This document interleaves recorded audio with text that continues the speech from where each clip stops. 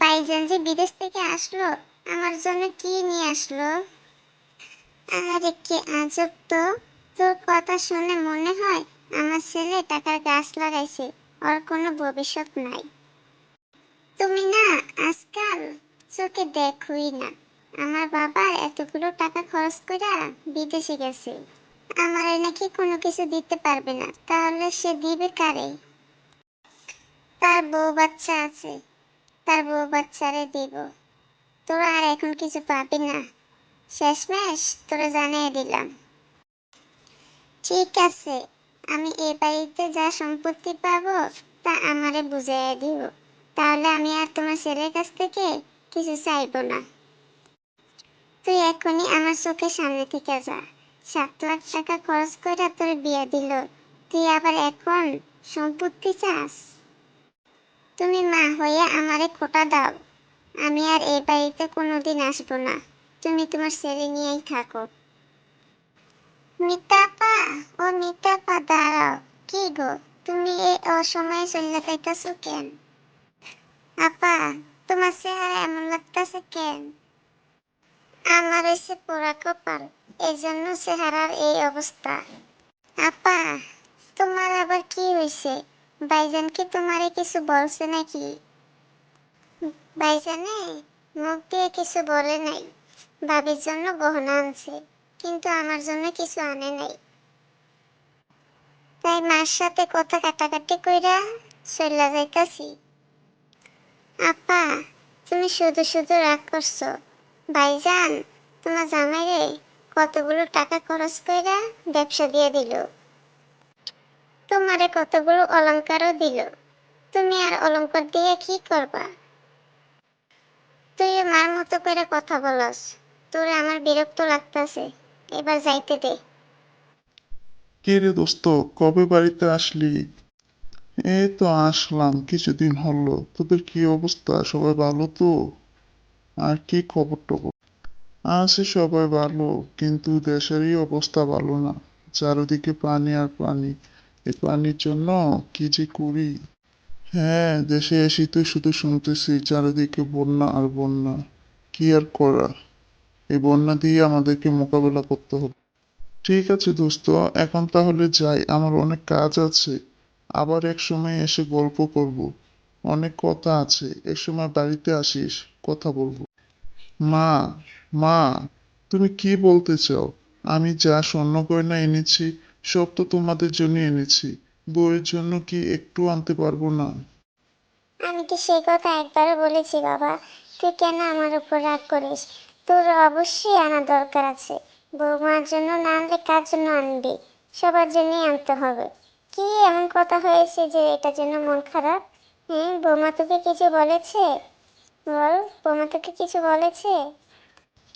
না মা, তোমাদের বৌমা তোমাদেরকে কিছু বলেনি।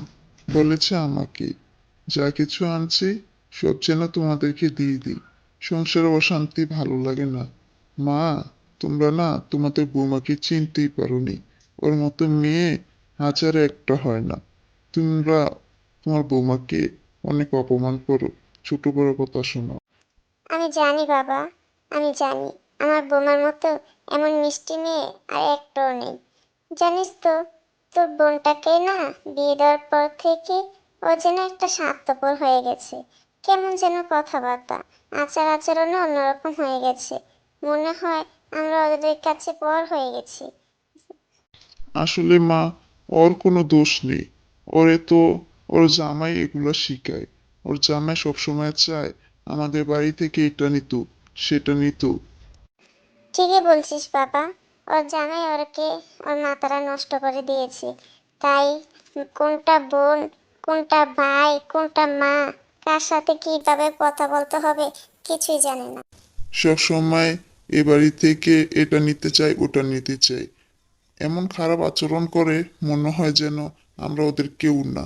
আরে আমারও তো একটা সংসার আছে। আমি বলছি বাবা, আমি বলছি, তোর বউ বাচ্চা আছে, এখন আর কি? বোনকে বিয়ে দিয়ে দিছস, শেষ। বিদেশ থেকে এসেছিলাম, কোথায় একটু শান্তি পাবো তা না, শুধু অশান্তি। এ অশান্তি আর আমার ভালো লাগে না। কি যে করি।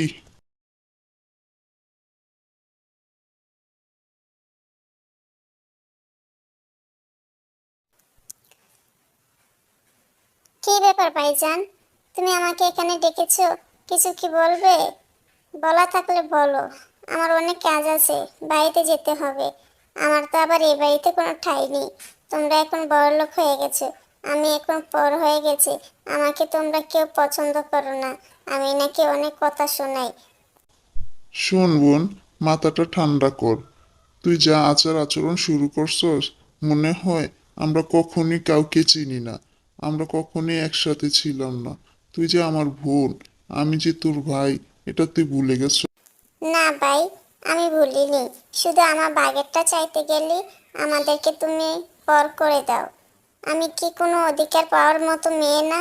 হ্যাঁ, তুমি বিদেশ থেকে এসেছো, আমার জন্য কিছু আনোনি। আমার জামাই আমাকে কথা শোনাবে না? এটাই তো সমস্যা। বুঝোস কম, চিল্লাস বেশি। আমি তোর জন্য আনি নাই, এটা কে বলছে? আমি তোর জন্য অবশ্যই এনেছি, সবার জন্য এনেছি। তবে যা এনেছি ভাগ করে নিতে হবে। কই, মা তো একবারও আমাকে বললো না তুমি আমার জন্য কি আনছো। মা তো আমাকে দূর দূর করে তাড়িয়ে দিল, শুধু অপমান করলো। আমি আর কখনই তোমাদের বাড়িতে আসবো না, কখনই আসবো না। আমার জামাই আমাকে অনেক মারা মারবে তোমাদের বাড়ি থেকে কিছু না নিলে। হয়েছে হয়েছে, কান্নাকাটি বন্ধ কর। আমি তোর জন্য একটা চেইন আনছি, আর তোর মেয়ের জন্য কানের দুল আনছি। এগুলো বলিস তোর জামাইকে। সত্যি? তুমি এগুলো আনছো? শুধু এই দুজনের জন্যই আনছো? আর কারোর জন্য আনো নাই? আমার জামাইয়ের জন্য আনো নাই? আমার জামাই যে অনেক আশা করেছিল। তোর জামাইয়ের জন্য কি আনতাম? তোর জামাইয়ের কি হাত পা নাই? তোর জামাই কি ইনকাম করতে পারে না? তোরে কি এই বলে বিয়ে দিয়েছি যে সারা জীবন আমরা তোরকে খরচ চালাবো, তোরে এটা দেবো সেটা দেবো? হ্যাঁ, তোর মন মানসিকতা পরিষ্কার কর। ভাইজান, তুমি যে এভাবে কথা বললো, আমার কিন্তু খুব কষ্ট হয়। আমার জামাই বলেছিল তোমাকে বিদেশ থেকে একটা মোবাইল আনতে। সে মোবাইল অনেক পছন্দ করেছিল, একটা মোবাইলের নামও বলেছিল।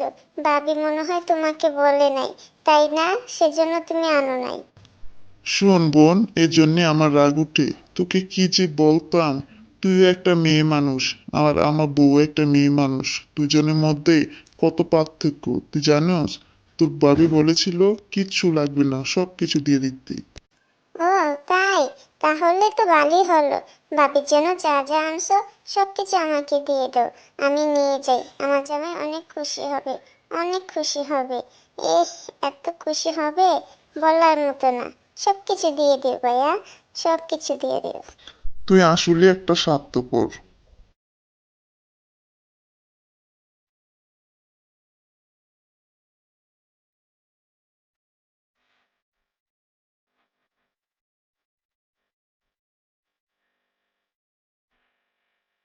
তুই কেমনে এমন হয়ে গেলি বলতো? হ্যাঁ, আমার ভাবতে অবাক লাগে, আমার মেয়ে এতটা নিচু মনে মানুষ কি করে হলো? কি করে হলো এত নিচু মনের মানুষ? আমি কি ওরে এই শিক্ষা বড় করেছিলাম? ওরে বিয়ে দিয়েছি, কত টাকা খরচ। কথা বলতে গেলে তোমার আবেগ বের হয়ে আসে। দুনিয়াতে তুমি একে মেয়ে বিয়ে দেওনি, আরো মা ছিল, তারও মেয়ে বিয়ে দিছি। কেউ কখনো এভাবে খোঁচা দিয়ে কথা বলে না। তুমি সবসময় আমাকে মনে করিয়ে দাও। মার সাথে একটু ভদ্র এবং মার্জিত ভাষায় তো কথা বলতে পারোস। তুই এতটা স্বার্থপর। আমি এমন ছিলাম না মা, আমি এমন ছিলাম না। তোমাদের ব্যবহারে আমি এমন হয়ে গেছি, আমি এমন হতে বাধ্য হয়েছি। তোমরা আমাকে আমার বাঘটা বুঝিয়ে দাও না। সবসময় ও বৌমা বৌমা করো। আমি কি, আমি তোমার মেয়ে না? আমার কথা কি একবারও ভাবো? বৌমার মতো মেয়ে হতে গেলে তোকে আরেকবার জন্মগ্রহণ করতে হবে। ওর পায়ের ধুলো তো মাথায় নিয়ে চল। শোন, ওর মতো মেয়ে লাখে একটা হয়, তোর মতো এত অভদ্র না ও। কতটা ভদ্র হলে ও বলতে পারে সংসারে অশান্তি চাই না, সবকিছু ওদেরকে দিয়ে দাও। খুব ভালো বলেছে, সেজন্যই তো আমি এসেছি। যা কিছু আছে সবকিছু আমাকে দিয়ে দাও, আমি নিয়ে যাব। আর এই ঝামেলা আমারও ভালো লাগে না, প্রতিদিন ঝগড়া করতে। ছি ছি ছি ছি, আমার ভাবতেই অবাক লাগে। তুই আমার মেয়ে, তুই আমার মেয়ে। হ্যাঁ, কতটা নিচু হয়ে গেছিস। কি এমন মন মানসিকতা নিয়ে যে তুই জন্মগ্রহণ করছস? ছি, তুই তো আগে এমন ছিলি না, বিয়ের পরে তোর জামাই তোকে এমন বানিয়ে দিয়েছে। আর এমন করো না তো, তুমি যা আছে দিয়ে দাও, আমি নিয়ে যাই, আর কখনোই আসবো না তোমাদের বাড়িতে এমন করতে। তুমি দিয়ে দাও তো, দিয়ে দাও, চলে যাই।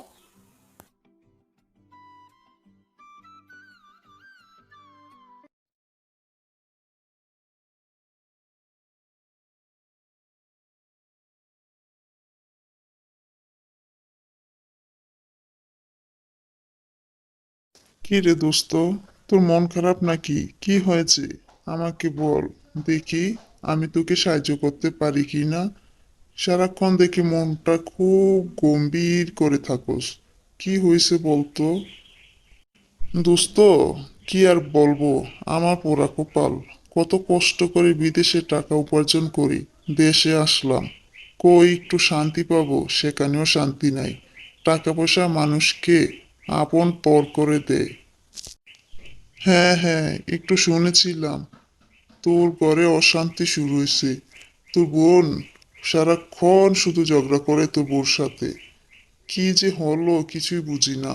ও তো আগে এমন ছিল না, কেন যে এমন হয়ে গেল? ও সারাক্ষণ চাইবে এই বাড়ি থেকে এটা নিয়ে যাই, ওইটা নিয়ে যাই। ভাবি কেন এটা পড়লো, ভাবিরটা সুন্দর, আমারটা এমন। ভিতরে লোভ আর হিংসা কাজ করে, সেজন্য ও এমন হয়ে গেছে। চিন্তা করিস না, আস্তে আস্তে ঠিক হয়ে যাবে। তুই মন খারাপ করিস না তো, মন খারাপ করিস না।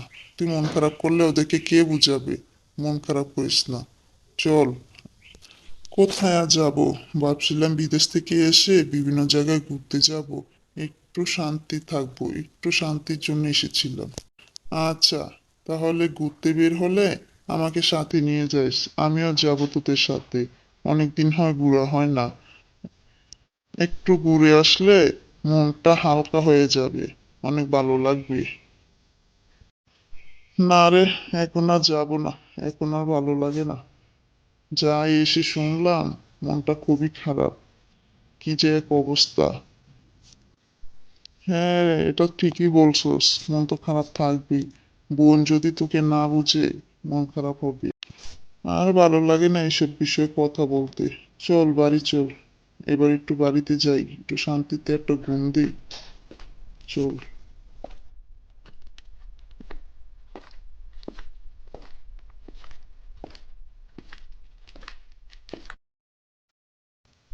তো হ্যালো বন্ধুরা, কেমন আছো সবাই? আশা করি সবাই ভালো আছো।